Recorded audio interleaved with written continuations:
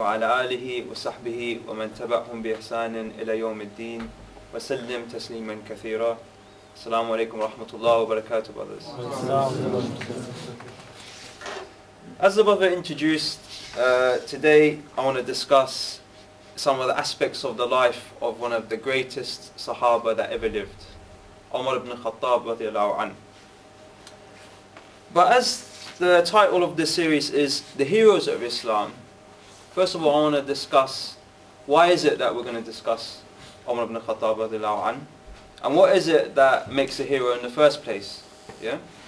So generally, when we discuss some of the prominent and some of the greatest men in Islam, we don't come and just listen to the discussion and sit there and be entertained and feel inspired and just feel happy that, yeah, look, my deen managed to produce someone like Omar ibn Khattab or someone like Abu Bakr, and then just go home and feel happy about our deen. That's not the point. The point is that we come and we hear about these Sahaba, or read about these Sahaba, and we want to, inshallah, hope and struggle to emulate these Sahaba. So what we want to do is we want to learn what are the special attributes that these great men had, and hope and try to strive to have those attributes ourselves. But like I said, heroes is something special. Yeah, not every great person can be a hero. So you can have people that have a lot of knowledge, but that doesn't mean that they're a hero. You can have someone that does lots and lots of personal worships, yeah, but that doesn't make him a hero either. You can have someone who's got perfect morals, yeah, the best akhlaq, but again, that doesn't make him a hero. Heroes are the people, are the ones that come out, you see them in the times of adversity, at the times of struggle, at times of trouble. Those are when the heroes come out. And they are the people that struggle and they sacrifice for the pleasure of Allah and for the sake of the deen. This is what I'm talking about when I say heroes. And that's why there's very specific people that we can call heroes. Yeah, inshallah today we're going to go through one of them, Umar ibn Khattab radiallahu anhu. But again, brothers, the reason why we're discussing heroes is because we live in a time where, again, the Ummah and Islam is going through these adverse times. Yeah? And just like at the beginning of Islam, where we needed heroes to arise, because obviously we know that at the beginnings of Islam, there was a lot of hostility, there was a lot of trouble. We live in a time now that is very, very similar to those times. Yeah? And we need heroes to come out just like we needed these heroes in the first place. So inshallah, brothers, as we know that we live in a very similar time, we need to start thinking about what are the attributes that these men had and how can we try and emulate them, inshallah. Okay, so I'll start and I'll begin with discussing some of the physical attributes of Omar ibn Khattab radiallahu anhu. So Omar, as we know, he was a big man. Yeah. So some narrations say that he was 7 foot tall. Some narrations say that if you were to see a group of people in the distance, yeah, and Omar was in that group, it would look like he was sitting on a horse. That's how tall he was. And he had big hands, big feet, he was bald, and he looked tonk. That's how he looked, yeah? And a special thing about him is he was naturally big. Not like us, yeah? If we want to get big, we have to have these creatine shakes or protein shakes. We have to go to the gym every day for hours. If we don't go to the gym for a week or two, we shrink and we become weak again, yeah? But Umar ibn Khattab, he was naturally big. And no one used to mess with him. Yeah, he could walk down the street, people would get out of his way, and he could easily intimidate people. Yeah, that's how big he was. Another thing, brothers, is that Umar ibn Khattab radiallahu anh, he had a very, very harsh upbringing. Yeah, so not only was he tough, but he had a very harsh upbringing.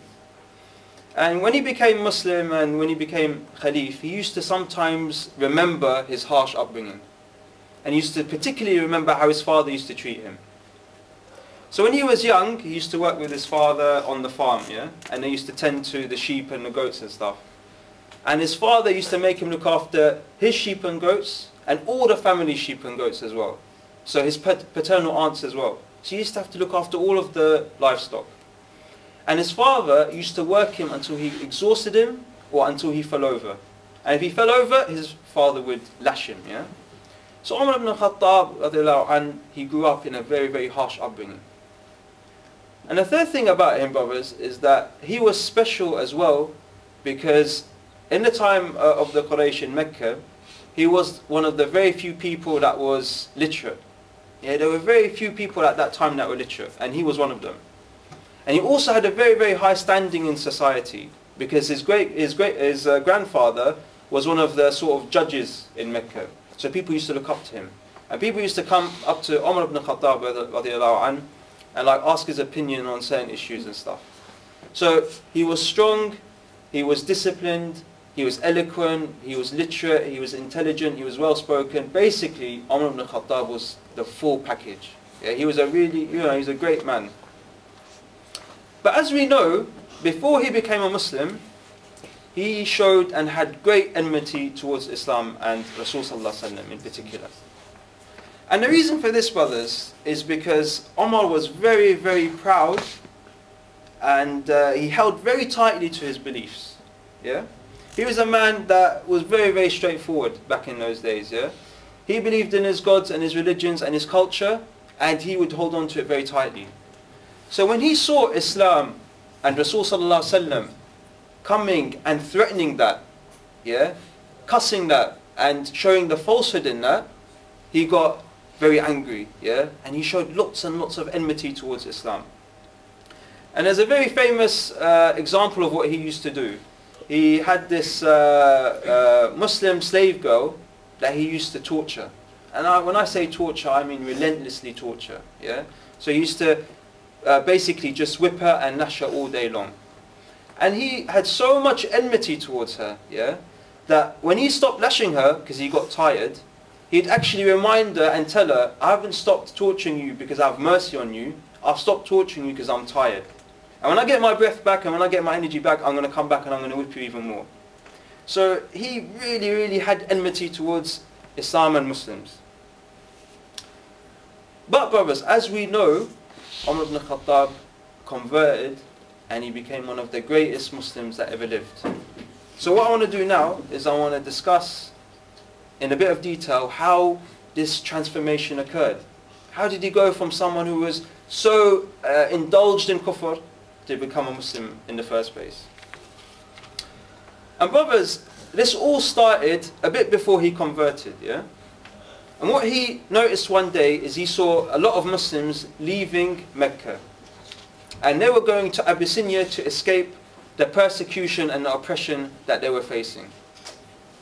So he was a bit intrigued what's going on, why are some Muslims leaving Mecca. So he went to one of the Muslim women, Abdullah bint Hantama, yeah? And he went and asked her, oh Abdullah, why are you leaving? Are you leaving, yeah? And she said, yeah, we're leaving.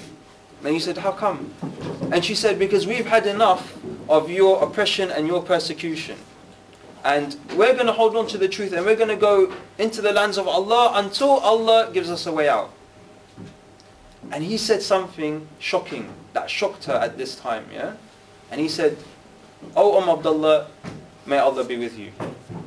And this completely shocked her, yeah? Because this is a man that used to persecute them and torture them all day long, and he's now saying something nice to them and saying, may Allah be with you.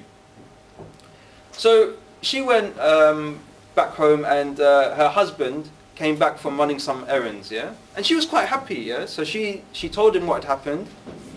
And then her husband asked her, are you getting happy because you think Umar ibn Khattab might convert to Islam?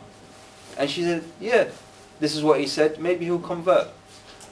And her husband said something very famous. He said, the donkey of Umar ibn Khattab radiallahu anh will become Muslim before Umar ibn Khattab radiallahu anh.